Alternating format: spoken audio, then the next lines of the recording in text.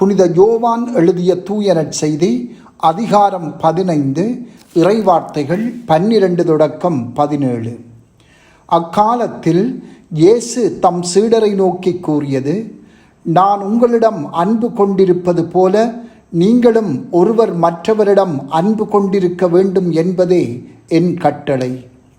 தம் நண்பர்களுக்காக உயிரை கொடுப்பதை விட சிறந்த அன்பு யாரிடமும் இல்லை. நான் கட்டளை இடுவதையெல்லாம் நீங்கள் செய்தால் நீங்கள் என் நண்பர்களாயிருப்பீர்கள். இனி நான் உங்களை பணியாளர் என்று சொல்ல மாட்டேன், ஏனெனில் தம் தலைவர் செய்வது இன்னது என்று பணியாளருக்கு தெரியாது. உங்களை நான் நண்பர்கள் என்றேன், ஏனெனில் என் தந்தையிடம் இருந்து நான் கேட்டவை அனைத்தையும் உங்களுக்கு அறிவித்தேன். நீங்கள் என்னை தேர்ந்து கொள்ளவில்லை, நான் தான் உங்களை தேர்ந்து கொண்டேன். நீங்கள் கனி தரவும் நீங்கள் தரும் கனி நிலைத்திருக்கவும் உங்களை ஏற்படுத்தினேன். ஆகவே நீங்கள் என் பெயரால் தந்தையிடம் கேட்பதையெல்லாம் அவர் உங்களுக்கு கொடுப்பார். நீங்கள் ஒருவர் மற்றவரிடம் அன்பு கொள்ள வேண்டும் என்பதே என் கட்டளை. சிந்தனை: இயேசுவுக்கு தெரிந்த அனைத்தையும் நாம் அறிந்து கொள்ள முடியுமா? நிச்சயமாக இல்லை. ஆனால் என் தந்தையிடம் இருந்து நான் கேட்ட அனைத்தையும் உங்களுக்கு அறிவித்தேன் என்று அவரே கூறுகின்றாரே. இயேசுவே தந்தையின் முழுமையான வெளிப்பாடு.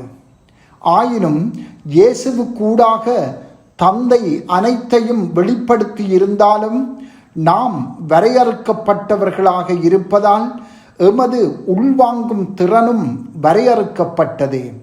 இருப்பினும் நாம் பலவீனர்களாக இருந்தாலும் கடவுளிடம் இருந்து வருவதை அது கட்டுப்படுத்துவதில்லை. தாகத்தோடு வருகிறவர் ஒரு கோப்பை அல்லது பல கோப்பை நீரை குடிக்கலாம். தந்தை வெளிப்படுத்துபவை வரையறையற்ற மாபெரும் அருளின் கடலாகும். அவர் ஒரு கோப்பை அல்லது பல கோப்பை அருள் தருவதில்லை, அவர் கடலாக தருகிறார். அவ்வாறு அவர் முழுமையாக தந்தாலும் எமது வரையறுக்கப்பட்ட பாவ இயல்பு முழுமையாக பெற்றுக்கொள்ளாது. எமது கிறிஸ்தவ வாழ்வின் நோக்கம் ஒரு மொடக்கு அல்லது ஒரு கோப்பை அருந்துவது அல்ல, உள்வாங்கும் திறனை நாம் தொடர்ச்சியாக வளர்த்து கொள்ள வேண்டும் என்பதாகும். பெரும் புனிதர்கள் இவ்வாறே செயலாற்றினார்கள். அவர்கள் பெற்ற அருள் எவ்வளவு அதிகமாக இருந்ததோ அவ்வளவு அதிகமாக அவர்களின் ஆற்றல் பெருகியது. அவர்களின் ஆற்றல் எவ்வளவு அதிகமாக இருந்ததோ அவ்வளவு அதிகமாக அவர்கள் பெற்றுக்கொண்டார்கள். உலக பற்றுக்களில் இருந்து நாம் எவ்வளவு அதிகமாக எம்மை விடுவித்து கொள்ளுகின்றோமோ அவ்வளவு அதிகமாக இறைவனின் அருளை பெறும் தகுதியும் எங்களுக்கு கிடைக்கும். அத்தோடு எமது ஆன்மா தூய்மையும் அடையும் என்று புனித சிலுவை அருளப்பர் கூறுகின்றார்.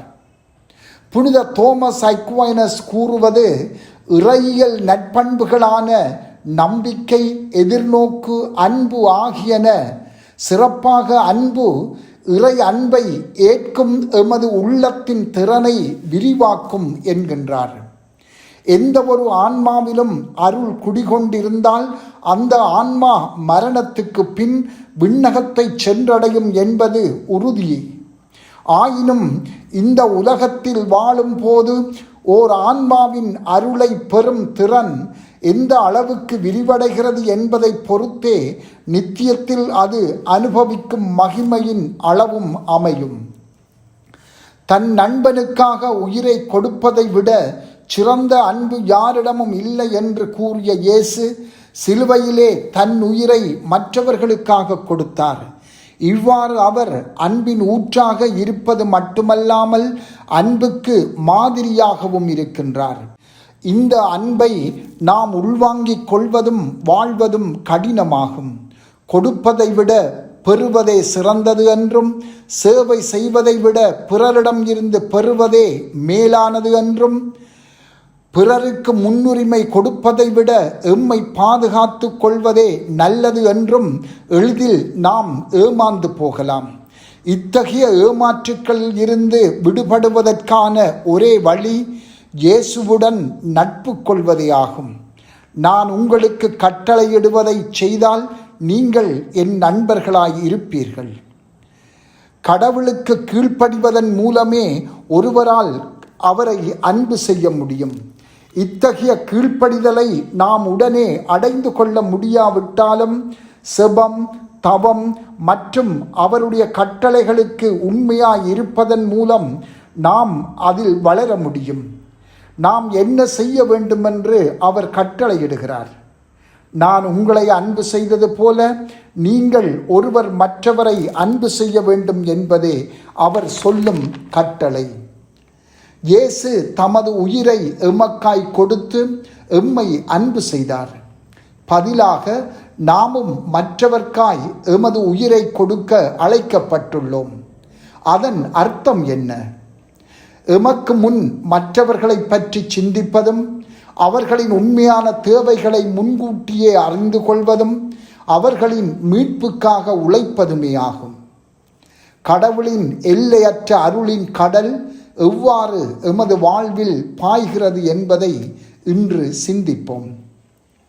கடவுளின் அருளை நாம் அதிகமாய் பெற்றுக்கொள்ள எம்மை தடுப்பவை எவை என்பதை கண்டுகொள்வோம்.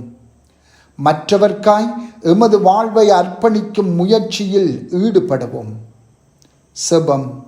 ஆண்டவரே, உமது தியாக அன்பை நாம் பற்றி பிடித்து மற்றவர்க்காய் எமது உயிரை கொடுக்க அருள் தாரும். ஆமென்.